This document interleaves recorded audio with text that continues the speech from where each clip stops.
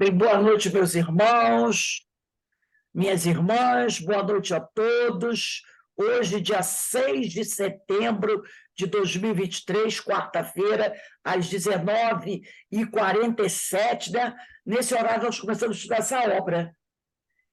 Emmanuel, né? É a primeira obra psicografada de Chico através do orientador espiritual, nosso querido irmão, companheiro Emmanuel. E nós vamos começar estudando hoje, depois de um longo e tenebroso inverno, o capítulo 19, que trata de a civilização ocidental. Mas antes de iniciarmos, nós vamos aqui fazer a nossa prece. A Maria Inês que saiu, ela também, mas ela saiu. Eu olhei assim, diminuiu. Vamos fazer a nossa prece, agradecendo a Deus, agradecendo a Jesus, aos espíritos amigos, aos médicos da espiritualidade. Eu tenho muito que agradecer a todos eles pela oportunidade de estarmos reunidos aqui com uma grande família que somos da realidade, nos preparando para continuarmos os nossos estudos, as nossas reflexões, os nossos aprendizados. Tão importante, Senhor, para que possamos compreender melhor o mundo em que estamos vivendo agora, o mundo em que estamos inseridos, e buscar aplicar esses conhecimentos, né, na nossa vida, no nosso cotidiano, no nosso modo de ser, para que a nossa vida futura seja muito melhor, muito mais aprazível do que está sendo no momento.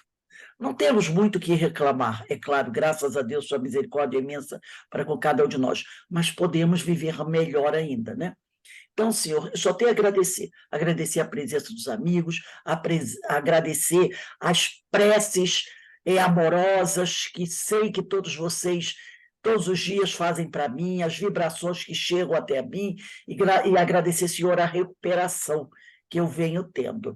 Então, está tudo muito bem, está tudo certo, e que possamos continuar trabalhando, buscando o nosso crescimento, a nossa melhora, e nos tornarmos trabalhadores mais bem preparados da seara do Senhor, porque, como nós sabemos, ainda há muitos nossos irmãos sofredores dessa seara.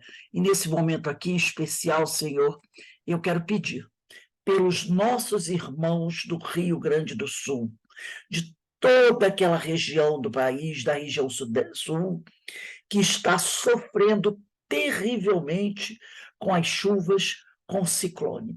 Há muitas pessoas mortas, muitos foram aqueles que desencarnaram, muitos são aqueles que estão desamparados, que perderam suas casas, seus bens pessoais, que estão desabrigados, que estão doentes.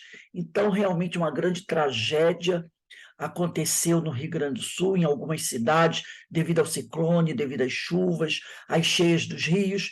Então, pedir ao Pai que tenha misericórdia desses nossos irmãos que, nesse momento, sofrem, e sofrem muito, no Rio Grande do Sul, em outras regiões também, mas especificamente naquela região que esta semana passou por dificuldades climáticas muito graves. Que o Senhor ampare a todos esses nossos irmãos. Graças a Deus. Bem, meus irmãos, vamos começar a leitura aqui do capítulo 19. No capítulo 19, Emmanuel dá o título a esse capítulo de A Civilização Ocidental. Nós estamos falando desse período de guerras, não é? Primeira Guerra Mundial, Segunda Guerra Mundial, todo aquele conflito que tomou conta de todo mundo, principalmente daquela região da Europa. E ele diz assim: é imprescindível não perdermos de vista os aspectos sociais da civilização moderna, para encontrarmos os falsos princípios das suas bases e o fim próximo que a espera inevitavelmente. Porque nós falamos, esse livro, né, como eu falei, nós já citamos aqui, ele é mais ou menos ali, foi escrito por volta, deixa eu sempre pegar aqui o prefácio, de 1928, por aí. Desculpe, em 1938 que ele foi publicado. 38, iniciando a Segunda Guerra Mundial. É nesse período, né? Havia terminado a Primeira Guerra e ninguém esperava que em menos de 20 anos explodisse uma outra. Porque a Primeira Guerra foi mais ou menos de 14 a 18, por aí. Menos de 20 anos não é nada, né, gente? É um piscar de olhos.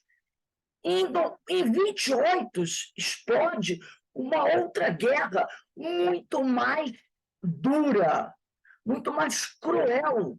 Duas grandes guerras que envolveram muitos países. Então, ninguém esperava que, com o fim da Primeira Guerra Mundial, que com 20 anos viesse logo uma outra tempestade avassaladora, né? Então, ele diz aqui, é imprescindível não perdermos de vista os aspectos sociais da civilização moderna para encontrarmos os falsos princípios das suas bases e o fim próximo que a espera inevitavelmente. Porque depois da Primeira Guerra Mundial, veio aí o Tratado de Versalhes, Liga das Nações, não é? Aí todo mundo dizendo assim, isso tudo é para acabar com as guerras, é para harmonizar o mundo. Mas, como Emmanuel fala aqui, as bases em que essa pseudo-reconstrução foi realizada eram bases falsas, eram bases muito frágeis, né? As corridas armamentistas, e lembra que no capítulo, um dos capítulos um dos itens do capítulo 18 era a paz armada, lembra?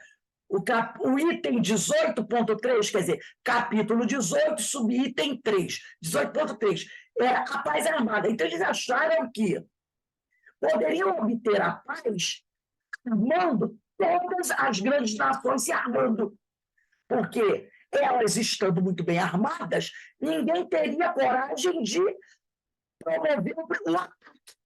Então, era a paz armada. Vamos manter a paz através das armas, do poder das armas. Ora, que coisa tola! Logo aparece alguém dizendo assim, deixa eu ver mesmo se eu estou tão bem assim ou se ele é que está tão bem assim.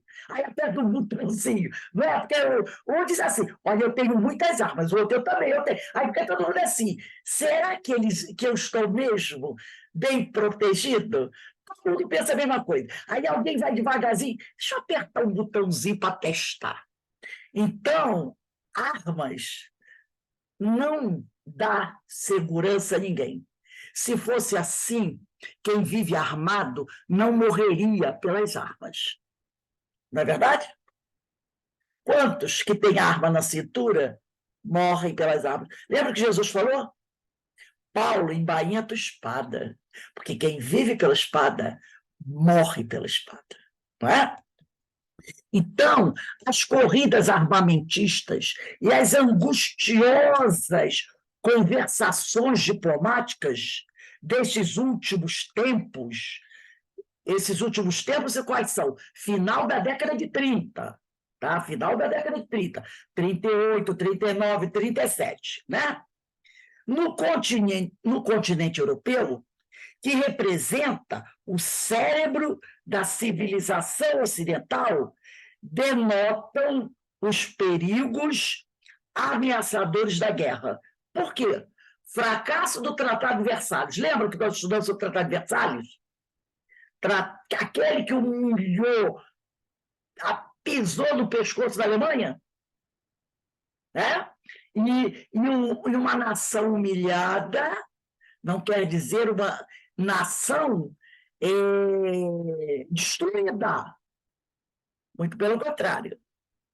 Significa uma nação cheia de ódio, se alimentando desse ódio para querer levantar. E se ela levanta, é um perigo. Então, denota os perigos ameaçadores da guerra, fracasso do Tratado de Versalhes e da Liga das Nações. Também estudamos sobre isso. Todo organismo social da Europa moderna repousa em bases militaristas. Todo organismo social da Europa moderna repousa em bases militaristas. É a tal da paz armada, da indústria das armas, mais que da agricultura. Olha só, da indústria das armas, mais que da agricultura, e isso é lamentável, depende a estabilidade da civilização de todo o Ocidente. Então, naquela época, a estabilidade de todo o Ocidente dependia mais das armas do que dos alimentos. Do que dos alimentos. Os exércitos compactos, as casas manufatureiras do canhão e da bomba explosiva. Lembra o que aconteceu em 1945? No Japão? Por 2 vezes? Bomba atômica, Nagasaki e Hiroshima. Então, em 1940, já se pensava, várias nações já pensavam, quem tiver a arma mais poderosa pode controlar o mundo, pode submeter os outros países. E começaram todas elas a tentar construir a grande bomba. A que conseguiu construir primeiro se tornou a mais poderosa. Não foi os Estados Unidos que lançou as 2 bombas? E hoje, não é à toa, o acaso existe, estava lá na Globo News. Estados Unidos testa um míssil nuclear intercontinental. Por quê? Porque a Coreia do Norte, toda semana, fica assanhada dizendo que está testando um míssil intercontinental. Não é assim? A gente sabe a Coreia do Norte. Hoje, os Estados Unidos testou um míssil nuclear intercontinental. Gente, você sabe que é um míssil intercontinental?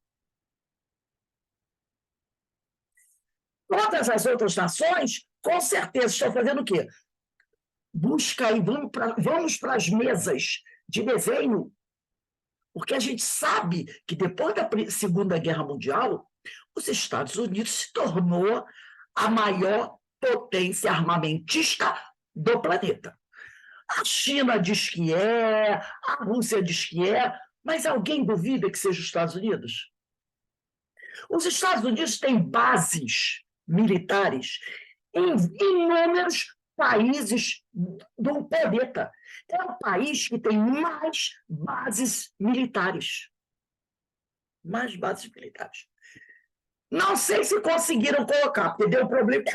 Queriam colocar uma na Colômbia. Aí deu aquele auezinho, não sei o que lá, não sei o que lá, não sei o que lá. Eu acho que colocar. Entendeu? É o país que mais... Por que a OTAN está tão assanhada? Por que os Estados Unidos estão tão assanhados com a OTAN? Para poder ter a possibilidade de botar mais bases em torno da Rússia. É a potência, né, mais imperialista, podemos dizer mais virulenta, mais armada e que não é amiga de ninguém. Só dela mesmo. Dela mesmo. Tá? E hoje deu lá. Então a gente vê que o tempo voa, o tempo passa. Mas olha aí, são quase 90 anos, de 37 para cá, está aí uns 96 anos. Né? É 96? Não, 86 anos, né? 27 com 86, 6, 7, 13, vai o 9, 10, 11, 12. 86 anos. Em 86 anos, estamos com os mesmos problemas. Então, ele diz aqui, os exércitos compactos, as casas manufatureiras do canhão e da bomba explosiva, e olha que a bomba atômica, frente às bombas atuais, é o quê? É uma cabecinha de nego. É uma cabecinha de nego, né? As casas de manufatura do canhão e da bomba explosiva, as coletividades atentas às atividades bélicas constituem os elementos vitais da evolução europeia. Um surto de civilização dessa natureza não pode prescindir da guerra. Quer dizer, uma civilização militarista como essa não vai abrir mão da guerra, não pode prescindir da guerra. Vocês já repararam que a cada presidente, eu não vou falar nem da Europa, vou falar aqui dos Estados Unidos, desde a Guerra Fria, todo presidente dos Estados Unidos que assumiu, vamos dizer assim, o trono, ele faz a sua guerra? Lembra? Lembra? Torres Gêmeas, veio uma guerra. Depois veio Obama, uma guerra. Aí veio Trump, também. Esse aí está querendo. Eu preciso ter uma guerra para chamar de minha. Então, o que ele fala aqui? Aqui está falando da Europa. Civilizações desse tipo, com bases militaristas, né, não pode prescindir da guerra. Afinal de contas, ela tem os senhores da guerra, os senhores que fazem armas. Ora, se eu estou fazendo arma, é para ficar na prateleira e cheia de poeira? Arma fornece bilhões em dinheiro para os grandes empresários armamentistas. Então, o cara tem que colocar o produto dele na praça. Entendeu? E o Brasil é um grande construtor de armas, que também quer colocar seus produtos armamentistas no mercado. Afinal, estou fabricando para quê? Para botar em museu? Aí eles aqui. E é por essa razão, isso lá em 1937, que o perigo iminente da carnificina bate de novo à porta da alma humana saturada de terrores e sofrimentos. Já estão sentindo a aproximação de uma nova guerra, que é a Segunda Guerra Mundial. Como hoje, nós estamos sentindo, né, a aproximação, né, de uma outra terceira guerra, será? Ou vão ficar com guerras secundárias, se contentando com guerrinhas secundárias, como essa guerra aí que está acontecendo aí. Croácia, Rússia. Aí a Coreia do Norte querendo também explodir os canhõezinhos. Não é? Todo mundo querendo. Vamos ver quem vai ter coragem de apertar o grande botão. Continua aqui, Emmanuel. Não bastou ao velho mundo, que é a Europa, né, a dolorosa experiência de 1914, que é a Primeira Guerra Mundial. E já fez um grande estrago, né? Um grande estrago, que lhe custou 300 bilhões de dólares e mais de 30 milhões de vidas. Porque em menos de 10 anos, de 20 anos, em menos de 20 anos, eles partiram para a segunda. Sem parar para pestanejar e sem imaginar que a segunda seria pior que a primeira. Eles achavam que, fazendo a segunda, eles conseguiriam, já que nós temos a experiência da primeira, a segunda a gente vai poder controlar. Você sabe como começa, mas você não sabe como acaba. Como vai acabar. E ela foi pior. A guerra, diz Emmanuel, quer devorar as derradeiras energias desses povos que não souberam edificar suas leis. A Europa é um grande vulcão em repouso. Período entre guerras. Nos gabinetes, os estadistas se desenganam à procura de uma solução objetiva em favor da paz internacional. Mas eles só querem a paz armada. Há uma pergunta angustiosa e aflitiva em todos os corações. As mentalidades diretoras dos povos tremem ao enunciar as suas sentenças e julgamentos. Ninguém deseja arcar com a responsabilidade da última palavra. Enquanto isso ocorre,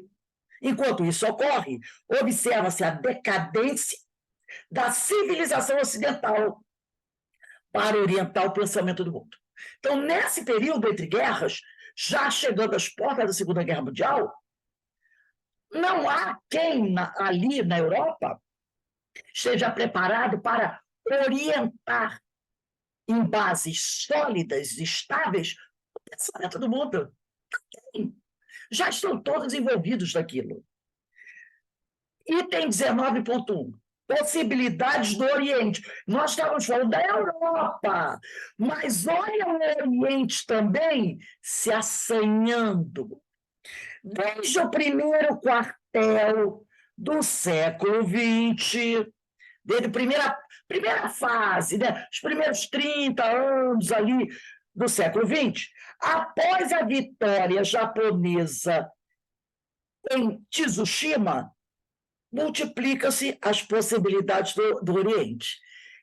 Já que Emmanuel aqui começa a mostrar que o Oriente, né, vamos dizer aí, representado pelo Japão, estava ouvindo os gritos da Europa e também estava se preparando, porque nós sabemos que tivemos a Batalha do Eixo, não é? Quem foi que oficialmente colocou os Estados Unidos na Segunda Guerra Mundial?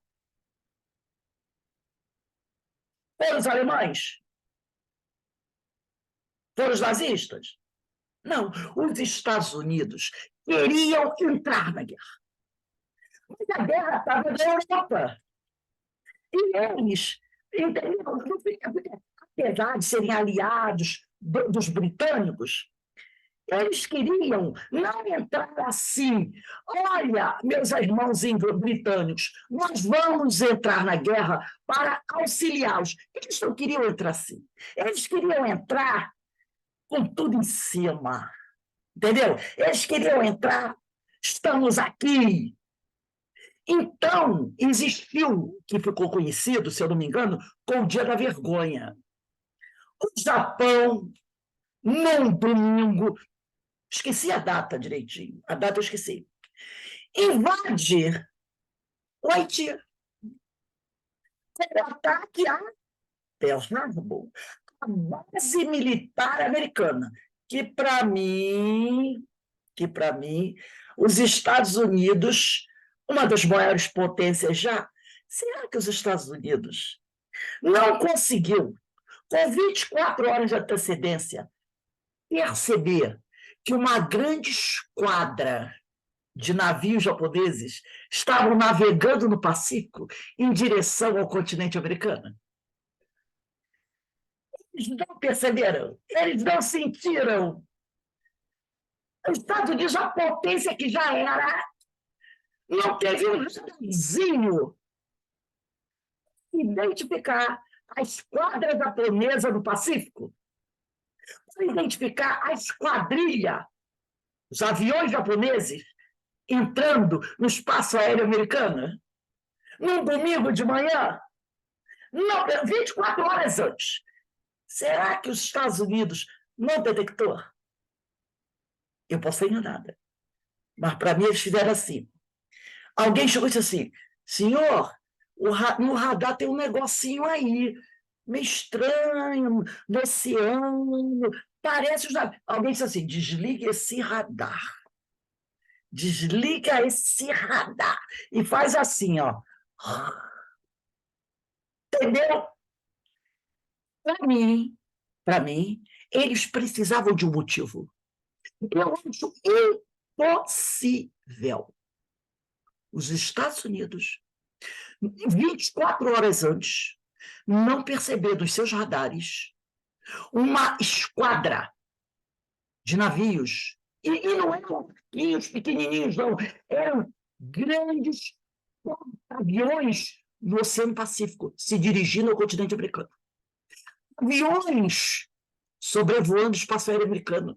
Eles não perceberam. E foram tomados de surpresa.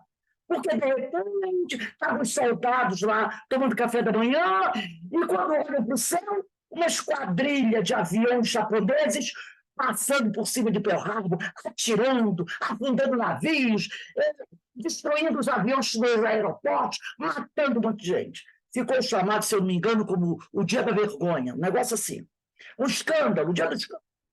E aí os Estados Unidos disse, fomos ofendidos, fomos agredidos, estamos na guerra. E aí começou a grande batalha ali no Atlântico, né? Iwo Jima, ali no Atlântico.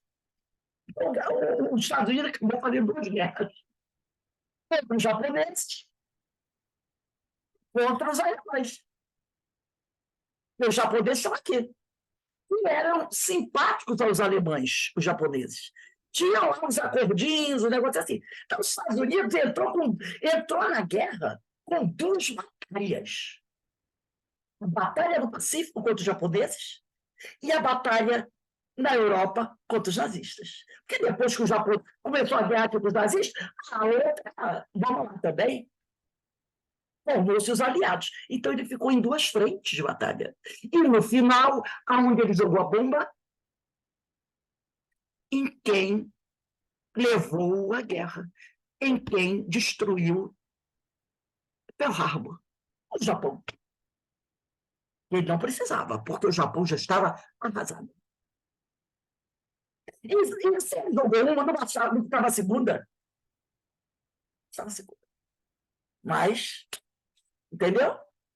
Se a primeira não assustou, a segunda acaba. Ele não jogou a bomba na Europa, ele não jogou a bomba em cima de Hitler. Ele jogou em cima dos japoneses. Que hoje são seus aliados, né? Mas, fecha o parênteses. E aqui Emmanuel vai falar sobre essa vitória japonesa em Tetsushima. Ele cita, e eu achei interessante, eu trouxe aqui um texto pequeno para a gente conhecer, né, o que foi essa batalha de Tetsushima. A guerra russo-japonesa foi um conflito armado entre Japão e a Rússia em 1904 e 1905. A vitória naval japonesa, em 27 e 28 de maio de 1905, por uma esquadra naval comandada pelo almirante Togo sobre a frota russa do almirante, olha só, o Japão travou uma guerra contra os russos. Contra os russos, no início do século XX. Então, por isso que Emmanuel diz aqui, desde o primeiro quartel, quer dizer, desde os primeiros anos do século XX, após a vitória japonesa em Tetsushima, multiplica-se as possibilidades do Oriente. O Oriente também estava se preparando. Tanto ele trava essa grande batalha, né? Essa batalha comandada pelo almirante Togo sobre a frota russa do almirante Rozhdestvensky, né? Que é um russo, marcando o triunfo nipônico, tá? Marcando o triunfo nipônico. Os japoneses venceram essa guerra. Na guerra entre as duas potências do Noroeste e do Pacífico. Começou em fevereiro de 1904 e terminou em setembro de 1905. Depois de ter zarpado dos portos franceses de Nosibé, no Oceano Índico, e de Canham, no Vietnã, a frota russa, composta por 12 couraçados, 8 cruzadores e 9 torpedeiros, apresenta-se a 27 de maio de 1904, né? 1905, a entrada do Estreito da Coreia, ao largo da ilha de Tetsushima, entre aquela península e o Japão. Imediatamente, atacada a ilha, os japoneses, em poucas horas, e graças a uma precisão de tiro notável, logo desmantelam a frota russa, cujos 4 couraçados de cabeça de esquadra são postos de imediato fora de combate. No dia seguinte, a divisão, né, de Nebogatov rende-se, os russos se renderam, e o almirante Rozhdestvensky, ferido, é feito prisioneiro. Apenas os cruzadores do contra-almirante conseguem escapar. Apenas os cruzadores de um oficial russo conseguem escapar. A vitória do Japão na Guerra Russo-Japonesa, em 1904, 1905, contribuiu para fortalecer o nacionalismo da extrema-direita nesse país. Então, nesse momento, é fortalecido a extrema-direita no Japão. Tá? Para a Rússia, a derrota representou a decadência do czarismo. Tá? E aí o czarismo, com essa final dessa batalha, com essa derrota para os japoneses, começa a decair. Então, a gente vai vendo aí, né, como o Oriente já estava também mostrando sua potência. Os japoneses estavam mostrando aqui, nós vencemos os russos. Nós podemos nos comparar ou nos obrigar com os europeus. Porque temos uma grande esquadra naval. E, realmente, a força naval japonesa era poderosíssima. Eles tiveram um submarino ou um grande couração, um avião, porta-aviões, que ele tinha um nome estranho, ele ficou famosíssimo. Era o tipo do oh, meu Deus, porta-aviões que ninguém conseguia destruir, de tão poderoso que ele era. Além de uma companhia de pilotos que todo mundo temia e tremia, não é? São os kamikazes, que era na batalha, quando começava uma batalha naval e a Força Aérea Japonesa chegava, era um terror. Então, os navios batalhavam no oceano e os aviões kamikazes vinham e se jogavam sobre os encouraçados, sobre os porta-aviões, com bombas. Os kamikazes, os pilotos suicidas. Quantos navios foram afundados por eles? Né?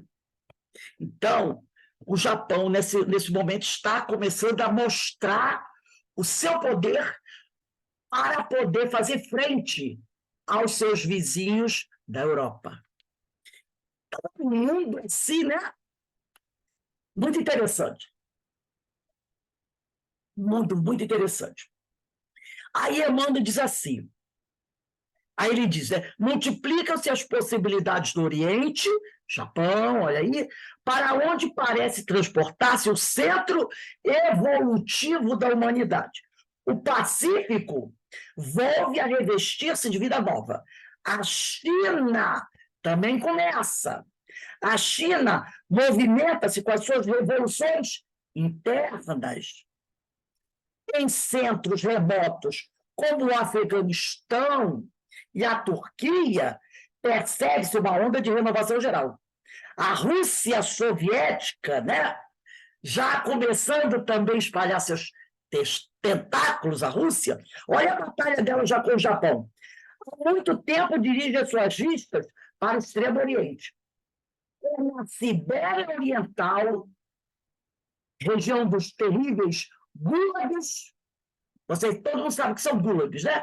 Aquelas prisões, aquelas regiões terríveis.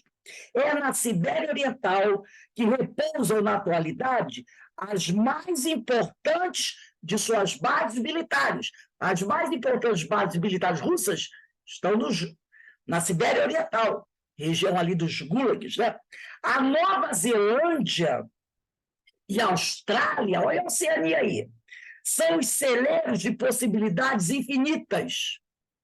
A Índia, não obstante o domínio britânico, porque a Índia era a colônia, né, britânica, fornece ao planeta exemplos e doutrinas regeneradoras.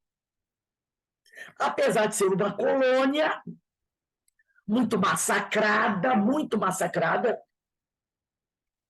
porque o período britânico da Índia não foi coisa suave, não, gente.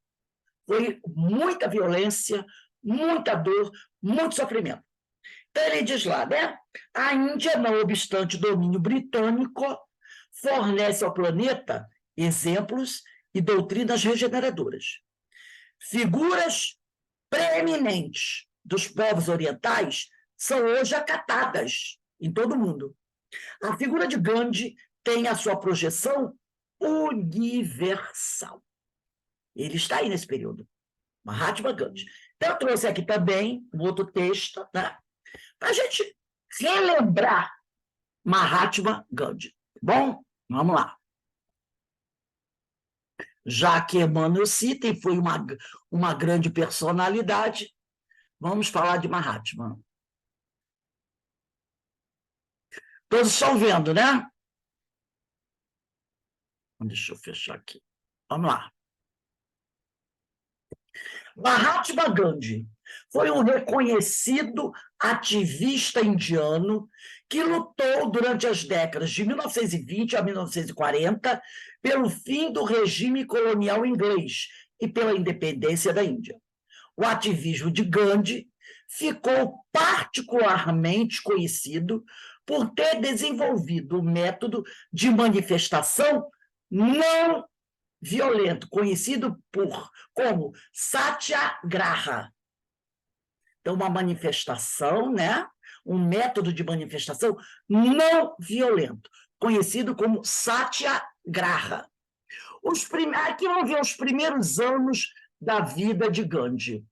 Mahatma Gandhi, o termo Mahatma significa grande alma, nasceu no dia 2 de outubro de 1869, mas foi registrado com o nome de Mohandas Karamchand Gandhi. O nascimento de Gandhi aconteceu em Porbandar, região da costa oeste da Índia, e seus pais chamavam-se Karmachand Gandhi e Putlibai Gandhi. O pai de Gandhi, Karmachand, era governador da região que habitavam na Índia, durante o período do Império Britânico. Então, o pai dele já era um político, e era o governador daquela região onde eles moravam. Assim que completou 13 anos, segundo a tradição daquela região da Índia, Gandhi casou-se com uma garota chamada Kasturba Gandhi. Na época do casamento, ela possuía 14 anos, ele 13 e ela 14. Alguns anos depois do casamento, Gandhi mudou-se para Londres, da Inglaterra, em 1888, deixando a sua família na Índia, para que ele pudesse estudar direito e tornar-se advogado, porque Gandhi foi um advogado, né? Aprofundou seus conhecimentos religiosos, sobretudo do hinduísmo, a partir da leitura de textos sagrados. Retornou para a Índia, ele foi em 88, né?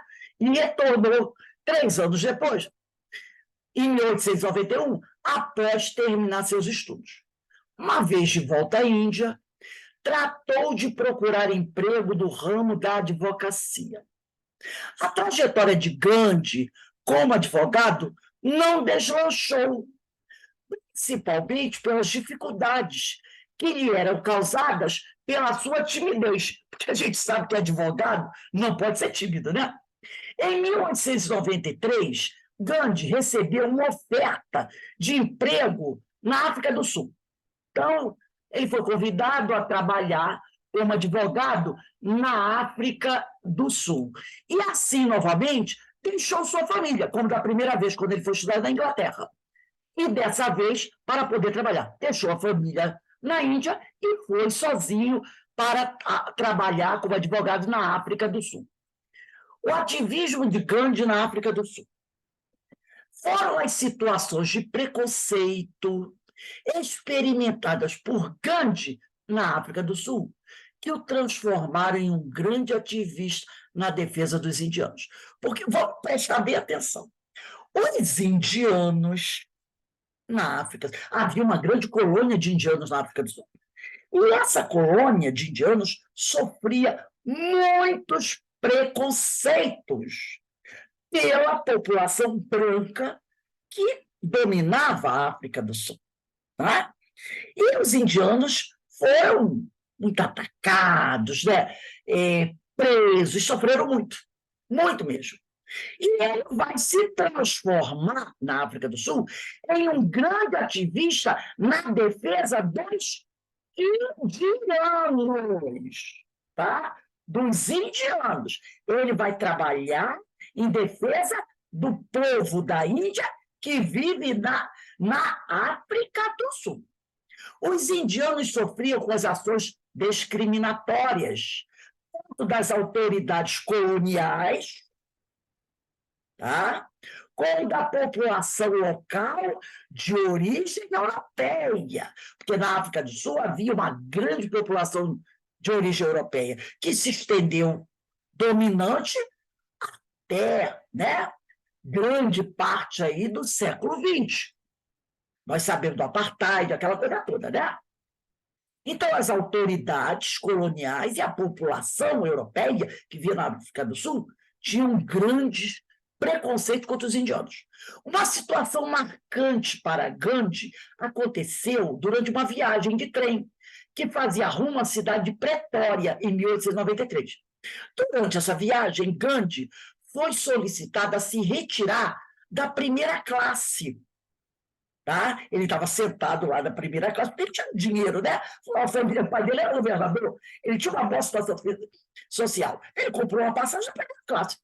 E ele foi, né? Só não foi convidado, ele foi convocado a se retirar da primeira classe, local pela qual ele havia pago a passagem para estar. Porque um passageiro branco havia se incomodado com a sua presença ali. E como nós sabemos, os indianos não são brancos, eles são morenos. Lembra? A rejeição de Gandhi em acatar o pedido de se retirar para a terceira classe, queriam que ele saísse da primeira, não para a segunda, mas para a terceira classe. Só que ele havia pago a passagem na primeira. Então, mandaram que ele se retirasse para a terceira classe, local destinado para os negros. Fez com que ele fosse expulso da locomotiva. Porque ele disse, eu não vou para a terceira classe, eu paguei a passagem da primeira classe. Ele entrou lá, fizeram, expulsaram ele do trem, perdeu a passagem. Outras situações, como decreto de leis discriminatórias contra a população indiana na África do Sul, convenceram Gandhi da necessidade de lutar, olha só, de lutar pela defesa dos direitos dos indianos naquela região. Pergunto a vocês, naquela época na África do Sul, eram só os indianos que sofriam discriminação? Não, né? Lembra, quem é que tinha que viajar da terceira classe? Eram os negros. Mas ele estava trabalhando pela defesa dos direitos dos indianos. Com o passar do tempo, Gandhi transformou-se em uma liderança para a comunidade de indianos do local, da África do Sul. E durante sua militância nasceu o Satyagraha, o seu conceito de protesto não violento. Gandhi na luta pela independência da Índia. Vamos ver como é que isso começou a acontecer. Ao todo, Gandhi permaneceu durante 21 anos na África do Sul. Bom tempo, né? Tornando-se um grande nome local pela defesa dos indianos. A atuação de Gandhi na África do Sul rendeu-lhe notoriedade e quando retornou para a Índia em 1914, início da Primeira Guerra Mundial, já era uma personalidade conhecida no país, já era muito conhecido e famoso na Índia e em grande parte do mundo também. No entanto, por causa da Primeira Guerra Mundial, só iniciou o ativismo pela independência da Índia em 1919. Durante os 4, 5 anos da Primeira Guerra Mundial, ele não teve atividades, né, políticas, lutando pela independência. Ele volta em 14, mas só ao final da Primeira Guerra Mundial que ele inicia o ativismo pela independência da Índia. Na Índia, Gandhi tornou conhecido internamente o Satyagraha, princípio pela qual defendia o protesto de maneira não violenta, a partir de demonstrações de resistência de desobediência civil. Então, eles desobedeciam as ordens da autoridade inglesa, britânica, mas não cometiam violência. A intenção de Gandhi com essas ações era fazer aquele que cometeu a injustiça perceber o dano que estava causando e arrepender-se. Foi por causa de seu papel na independência da Índia que Gandhi recebeu a alcunha de Mahatma, grande alma. Porque a situação era mais ou menos assim. Eles, de repente, faziam um protesto, né? Faziam uma greve, como teve a do sal e outras. Então, os indianos sentavam-se no chão e ficavam ali, sem se levantar, sem obedecer às ordens dos ingleses. Então, os soldados ingleses vinham e batiam neles, batiam, arrastavam, levavam preso, matavam, e eles não reagiam. No início, os soldados britânicos não reagem também. Mas a gente conhece a população britânica, não conhece? O tal do Lord inglês. Com o passar do tempo, os próprios soldados ingleses começam a ficar incomodados, porque a repercussão começa a se espalhar pelo mundo. Então, o exército inglês começa a ouvir umas palavrinhas assim, tipo, covardes, covardes, entendeu? E aquilo vai mexendo com o brilho, porque bater num homem que não reage, que tem até condições de e não reage, fica uma coisa meia incomodada, incomoda a criatura, né? É aquela coisa, você bate no primeiro. Eu me lembrei, quando eu vi isso aí, eu me lembrei de uma historinha que meu pai me contava. Meu pai, quando era criança, ele teve uma vida muito, muito difícil, né? A mãe dele morreu quando ele tinha 12 anos, o pai dele tinha que trabalhar o dia todo, ele ficava em casa sozinho, então ia para a escola quando queria, e ficava grande parte do tempo na rua. E era, podemos dizer, um jovem, um garoto de 13, 14 anos, muito, entre aspas, rebelde. Então, ele disse que, uma vez jogando bola, um garoto grande lá, maior do que ele, bateu nele. E ele enfrentou o garoto. E o garoto arrebentou com ele. Ele disse que se encheu de tanta raiva do garoto que toda vez que ele passava pela rua, aonde o garoto estivesse, ele partia para cima. Mesmo que o garoto não tivesse visto, o garoto comprando um pão na padaria, ele viu o garoto passar para dentro. E ele pequeno, o garoto grande. O garoto, o que fazia? Metia a mão nele, arrebentava ele, ia embora. Só que isso passou a acontecer 3, 4 vezes por semana. Um dia o garoto estava com a namorada vindo para o cinema. Meu pai viu partir para cima, jogou ele no chão, caiu, sujou todo de lama, aquela coisa toda. Então, de repente, aquele garoto, que era mais forte, que batia muitas vezes ele, começou a ficar o quê? Incomodado com meu pai, porque ele saía na rua e já saía olhando para o lado. Aquele garoto vai aparecer. Eu vou bater nele. Mas isso está me incomodando, porque eu estou com a minha namorada. Esse garoto ele era com a mãe. Meu pai não queria saber, batia para cima dele com o que tinha na mão. Então, aquele que era o fortão começou a ficar incomodado. Um dia, esse garoto foi falar com o dono do armazém, que era um dono de um português que era dono de um armazém lá, com quem meu pai tinha mais intimidade. E ele gostava do meu pai gostava dele.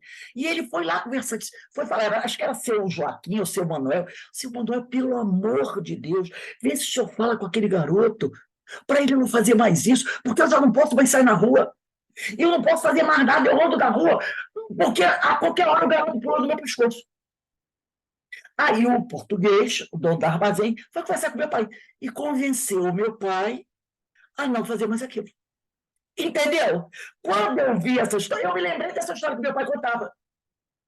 No início, tudo bem, ele é pequeno, é baixo, mas daqui a pouco, aquilo começa a se tornar uma pedra no meu sapato. E é isso que o Gandhi diz, a intenção de Gandhi, com essas ações da não violência, era fazer aquele que cometeu a injustiça, o violento, o agressor, perceber o dano que estava causando aquele grupo de indianos, aquela população, e arrepender-se. E aí, por causa desse seu papel da independência da Índia, ele recebe a alcunha de Mahatma, grande alma. Das décadas de 20 a 40, Gandhi incentivou ações de desobediência civil para incentivar a população a se levantar contra os dominadores e enfraquecer o domínio colonial da Índia. A atuação de Gandhi no ativismo pela independência fez com que ele fosse preso pelas autoridades britânicas diversas vezes. A liderança de Gandhi nas ações de desobediência civil repercutiu profundamente em dois momentos diferentes. No primeiro deles, Gandhi incentivou a população indiana a produzir suas próprias roupas e a parar de comprar roupas dos comerciantes ingleses. Para dar um exemplo, Gandhi passou a levar consigo, aonde ele ia, um tear manual, porque ele também tinha que fabricar a própria roupa dele, para dar exemplo, né? Então, os indianos começaram a fabricar a própria roupa, não comprando mais roupa dos comerciantes ingleses. Olha a queda que teve o abalo da economia inglesa. O tear manual carregado por Gandhi gerou tanta repercussão que se transformou em um símbolo nacional da Índia e hoje é estampado na bandeira do país. Outro evento bastante conhecido foi a Marcha do Sal, de março de 1930. Nesse evento, Gandhi liderou uma multidão em uma marcha até o litoral indiano para que pudessem extrair sal. Isso aconteceu porque as autoridades locais haviam instituído imposto sobre o preço do sal comprado pelos indianos. Porque os indianos tinham que comprar o sal nos mercados ingleses. E aí os ingleses, né, colocaram um imposto muito alto sobre o sal. O que é que os indianos fizeram? Não vamos comprar sal, vamos lá na praia. Vamos na praia extrair o sal do mar e usar esse sal. A atuação de Gandhi seguiu durante as décadas de 1930 e 1940, em meio aos crescentes conflitos entre indianos hindus e entre indianos muçulmanos, porque lá na Índia se formou essas duas facções, indianos hindus e indianos muçulmanos. Apesar dos esforços de Gandhi em combater a escalada da violência, a rivalidade entre os dois lados, indianos e... é tudo indiano, mas uns são hindus e outros muçulmanos, só aumentam. O domínio colonial britânico encerrou-se na região, lá da Índia, em agosto de 1947, 2 anos depois do final da Segunda Guerra Mundial. No entanto, a rivalidade existente entre muçulmanos e hindus levou a Índia a uma divisão. Dessa divisão da Índia, a parte muçulmana, que eram os indianos muçulmanos, a parte muçulmana da Índia transformou-se no Paquistão. Então, o Paquistão era um território indiano. Quando começou a surgir um conflito entre os indianos hindus e os indianos muçulmanos, durante esse período dessa luta contra os ingleses, houve um racha muito grande entre indianos hindus e indianos muçulmanos. E aí os indianos muçulmanos conseguiram levar o país à divisão e formaram um novo país que não mais pertenceria à Índia.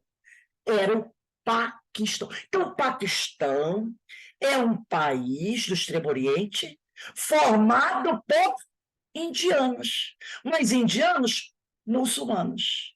E os indianos da Índia são, em sua maioria, indianos hindus. Questão religiosa. A divisão da Índia em Índia e Paquistão, né? Na realidade é tudo um povo só, foi o motivo da morte de Gandhi em 1948.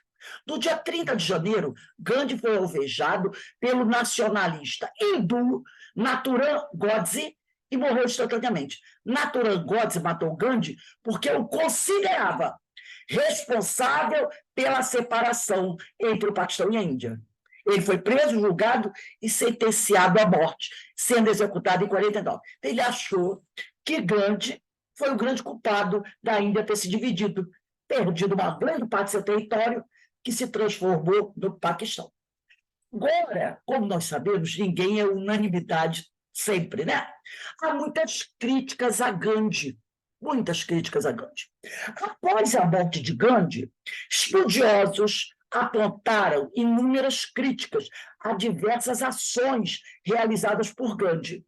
Os grandes destaques, as grandes críticas vão para a visão racista que esses estudiosos acham que Gandhi possuía dos sul-africanos, tratando-os como inferiores. Porque Gandhi, quando está na África do Sul, ele vai lutar por melhores tratamentos para os indianos, mas ele não tem um olhar benevolente para os negros. Entendeu? Ele não tem. Ele tem, para muitos estudiosos, uma visão racista em relação aos negros da África do Sul. Entendeu?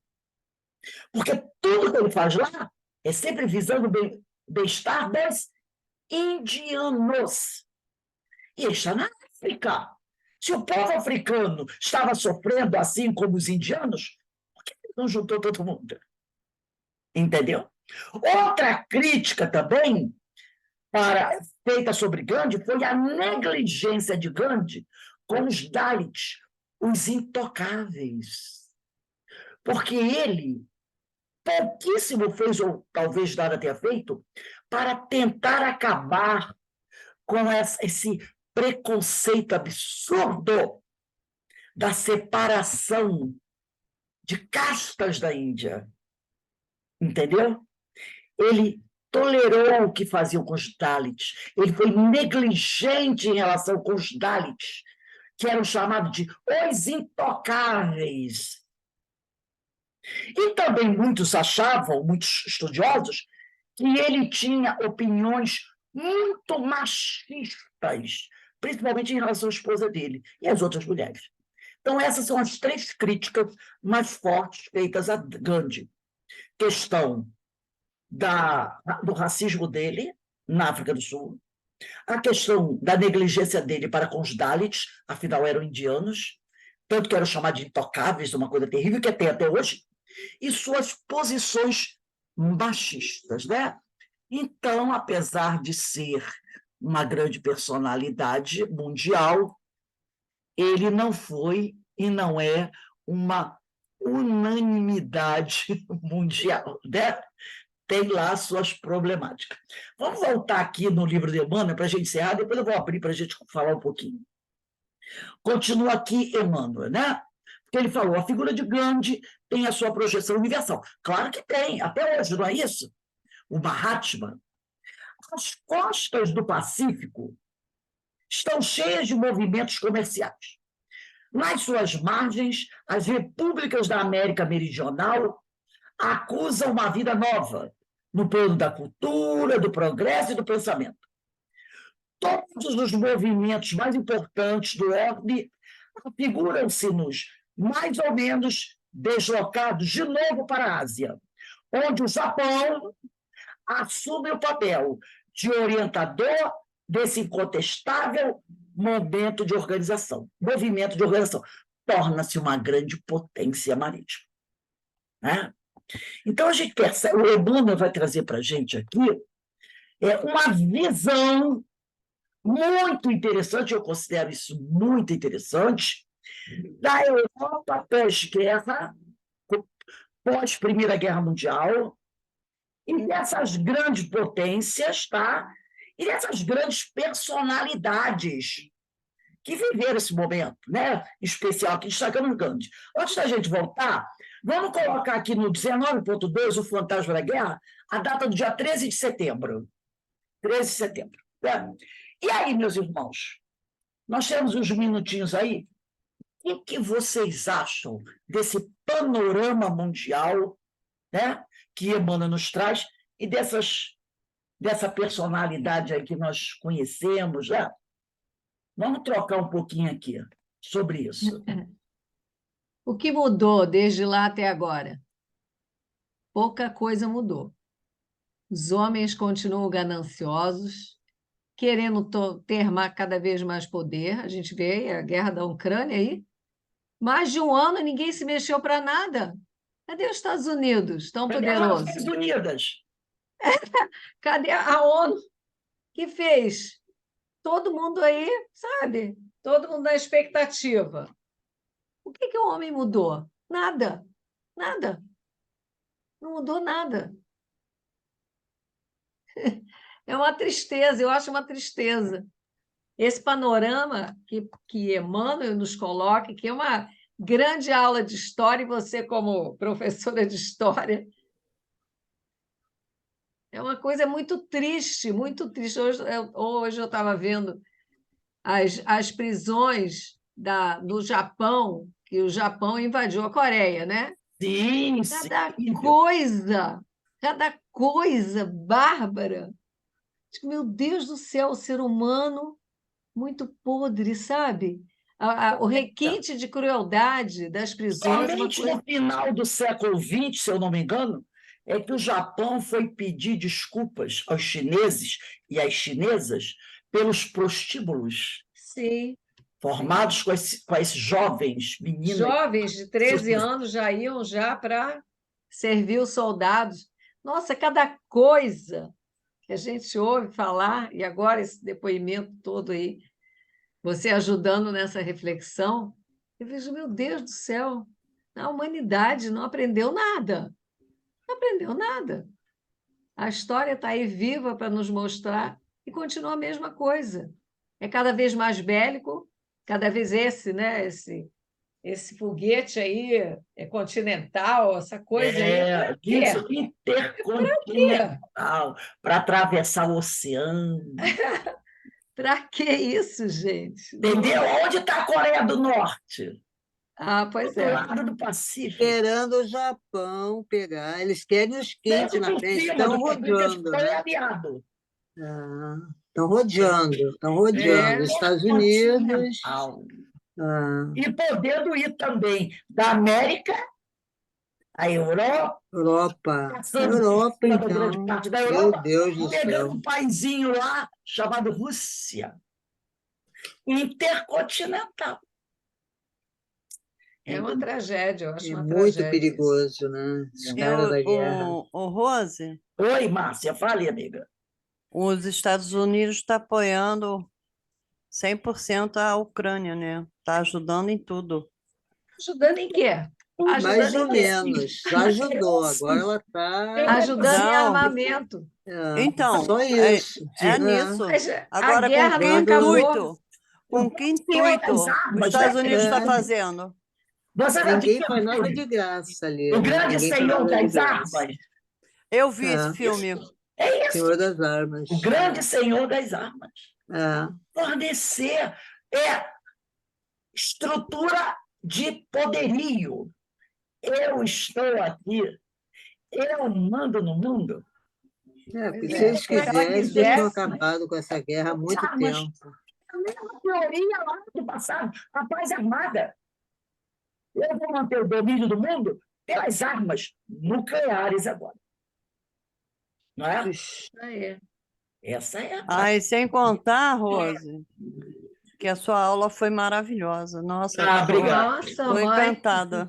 grande professora de história que a gente Olha, babando aqui. realmente. Nossa, eu nunca gostei de estudar história. Eu passei a gostar de história por causa da Rose, desde Eu o também. COE. Querida, que bom. E aí, Denise? Vai continuar lançando alguns bobinhos também? Olha, é uma situação muito triste, né? A gente estava falando hoje do progresso do homem. Ai, a gente sabe que há progresso, né? Mas é triste a Caminho gente. fácil, lentos, né? Muito bem. Para mim, Vai ter que perceptíveis, Para mim, Pedro, nós ainda mas não dá para ver. estamos fora da bainha. Continua fora da e bainha. você vê a Ucrânia, para poder resistir esse tempo todo, a Ucrânia não tem esse poderio todo. Está resistindo esse tempo todo como? Às custas dos outros, dos coleguinhas, né? Que E estão porque ali, ó. Vai lá, o bota coleguinha está ali. emprestando? É, O coleguinha não está Está emprestando, né? entregando, está entregando. poder, Pois, está o entregando. retorno vai ser muito maior do que o que ele deu. Exatamente. O lucro vai ser muito maior, entendeu? Né? Não está Bilhões emprestando e bilhões de simplesmente. dólares que ela está mandando, porque ela sabe que vai receber muito mais. É o domínio do mundo. Os caras tudo fabricam arma, esse que é o problema, Né? né? Então a gente percebe como nós Mas, para estamos mim, eu atrasados. acho que aí é que está o calcanhar de Aquiles dos Estados Unidos. Aí é que está o calcanhar de Aquiles dos Estados Unidos. Não vai conseguir ficar muito tempo nisso, não. É aquilo que nós sabemos. Todo império tem seu início, tem seu ápice e cai. Não foi assim com o maior império da antiguidade, o Império Sim. Romano? Mas ele ainda está subindo. Ele ainda não chegou aqui. E é o tempo, né, gente? É o tempo. O tempo. Né? A gente acha que vai acabar semana que vem. Agora, nós que já estamos despertando para certas coisas, temos que começar a orar. Temos que começar a Muito. mudar nossas atitudes. Nossa. De torcer por um lado, não é? E rezar, porque os dois lados estão problemas, estão doentes. Orar, procurarmos mudar nossas atitudes, deixarmos embainhar nossas espadas, porque nós também somos bélicos. Vivemos num planeta de provas e expiações. Enquanto esse planeta for de provas e expiações, enquanto grande parte da população do nosso planeta for formado por homens imperfeitos, não é? Homens imperfeitos, né? Que é lá do, como diz aqui, né? E eu sempre gosto de vir aqui, deixa eu ver aqui rapidinho, né? Nós estamos aqui na terceira ordem dos espíritos imperfeitos, espíritos impuros, espíritos levianos, espíritos pseudo-sábios, espíritos batedores, espíritos neutros, né? Que começa lá na questão 101 de O Livro dos Espíritos e vai até a questão 106. A guerra ainda vai ser o nosso parque de diversões. Mas a regeneração vem chegando. Poderia estar mais rápida, mas só ela não está mais acelerada por causa da população, não é? Por causa do homem. Mas quando ela chegar realmente, haverá esse grande êxodo. E esses que querem permanecer com esse caráter bélico, produzindo a paz armada, serão levados para outros mundos, adequados ao seu mundo íntimo, onde haverá muita dor e ranger de dentes. Até que se convençam de que não dá para viver assim eternamente. E aí se arrependam e comecem a reparar seus erros e possam retornar para um mundo mais tranquilo, onde haja a verdadeira paz, como nos ensinou Jesus, ama a Deus sobre todas as coisas e ao próximo como a ti mesmo. Por enquanto, nós só estamos falando isso da boca para fora. E isso ainda não funciona aqui dentro do nosso coração. E aí, enquanto isso não acontece, quem não vai pelo amor, vai pela dor. Não é? E a gente diz, tem alguma coisa errada? E como o processo evolutivo está caminhando? Não, está tudo certo. Agora, Podemos melhorar isso? Podemos. Se cada um de nós tomar sua posição e resolver embainhar sua espada, dizer não aos homens da guerra e dizer sim aos ensinos de Jesus. Porque não tem outra saída. A gente nem tenta achar, mas não tem outra saída. Não é? Alguém quer falar mais alguma coisinha?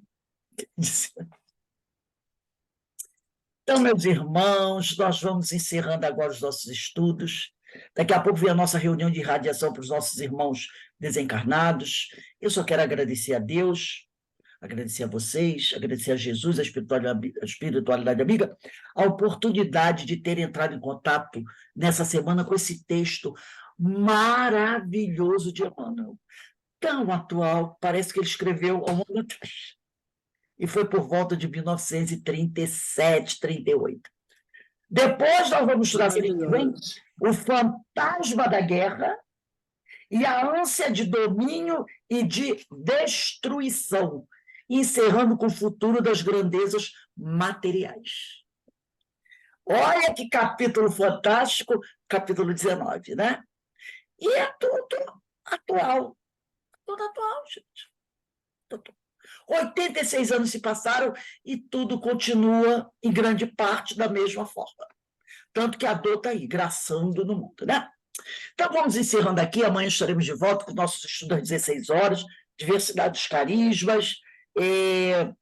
Depois teremos o ensino de Jesus, que precisamos muito dos ensinos de Jesus, para tentar, né, sairmos dessa situação tão complicada. Então, para a gente encerrar hoje, eu vou pedir para a nossa irmã Carmen fazer a nossa prece de agradecimento. Carmen, por favor. Então, Senhor, só temos a agradecer a oportunidade de estarmos aqui juntos e possamos fazer a nossa parte diante desse quadro tão difícil de engolir, né? Tão difícil de compreender, que o homem continua do mesmo jeito. Que possamos ser homens diferentes, homens com essa consciência lúcida, e possamos, como a nossa amiga Rose disse, que possamos fazer a nossa parte e dizer sim ao amor ao próximo através das nossas preces, das nossas escolhas, do nosso Deus interior aí que todos nós temos, que possamos fazer jus a essa genética, a esse DNA que nós temos de Deus, nosso Pai. Somos co-criadores, que possamos fazer a nossa parte muito bem feita. Afinal, nós temos o Evangelho mais de meia hora aqui para a gente. Então, que Jesus nos abençoe e que possamos estar juntos aqui para novas reflexões. Graças a Deus. Graças a Deus. Mas também não podemos esquecer, né? Também não podemos ser tão, assim, estarmos tão duros. Temos que saber que já houve algum progresso, né? Já houve melhora também. Sem dúvida. É inexorável. Não aquele progresso imenso, mas já houve boa melhora, graças a Deus, né? Mas vamos trabalhar para melhorar cada vez mais, porque senão a gente também fica derrotado, né? Se a gente não... A gente também tem que ter esse olhar. Já melhoramos um pouco. E se Deus quiser, e Ele quer, e nós vamos trabalhar para melhorarmos mais, não é? Então, meus irmãos, olha, são 21 horas, uma boa noite de estudo para vocês, que Deus abençoe, um bom trabalho, tá bom? Eu vou encerrar aqui e vou passar para a Denise aí